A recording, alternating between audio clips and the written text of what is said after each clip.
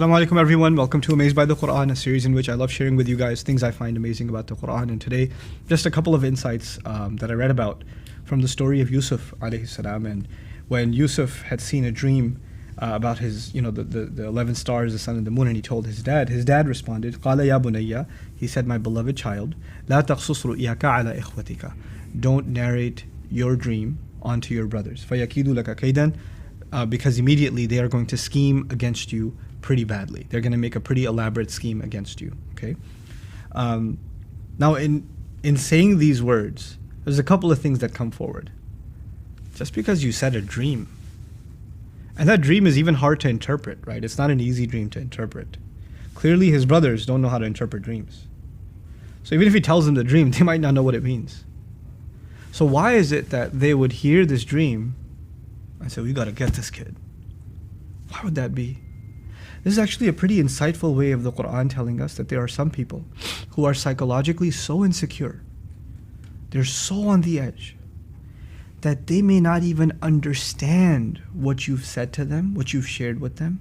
But if there's even the slightest hint that in what you shared with them there is something praiseworthy of you, some good came to you, sajda was done towards you or because of you, if that much is there, even if they don't get it, they're gonna go crazy. They're just on the edge. They're just waiting to hear something to snap.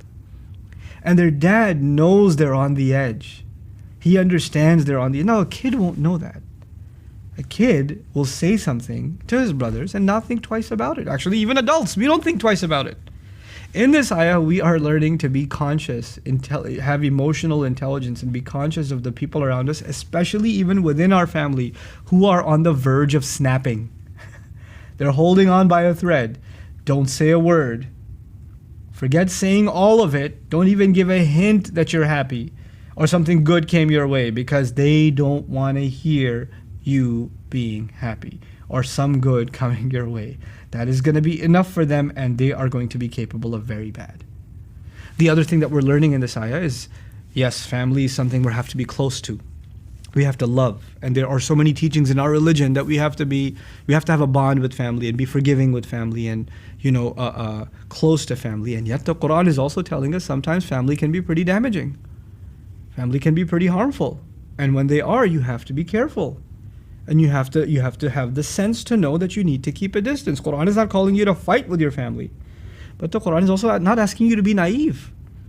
It's not idealistic. Just be good to your brother, no matter what they do to you. No. Don't tell them stuff. Sometimes your brother has a major temper problem. Your uncle has a serious issue. And you feel guilty that you're not opening up to them even though they're family. Actually, the Quran is relieving you of that. And it's saying, no, you have to be sensible. And you have to know that some people, even within your family, just don't have the best intentions for you.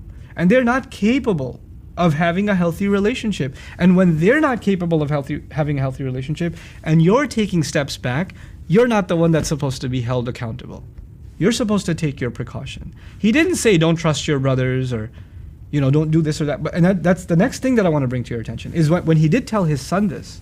He says, La taqsus. In the Arabic language, you can say, La taqussa, don't narrate.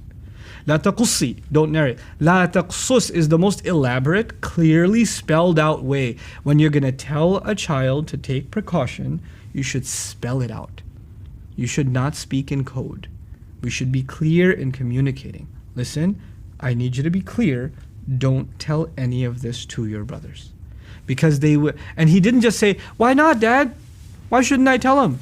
Well, just don't tell him. Just trust me, okay? Or he didn't sugarcoat it. They might not like it, or I don't know, they might get confused.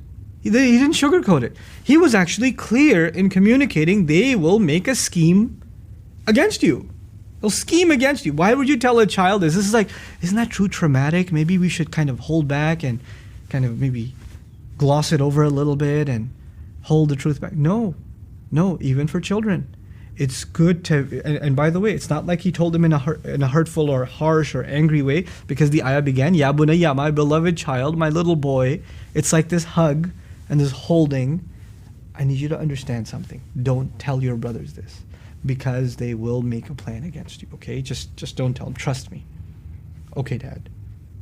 He gets it. You can't hide family problems from your children.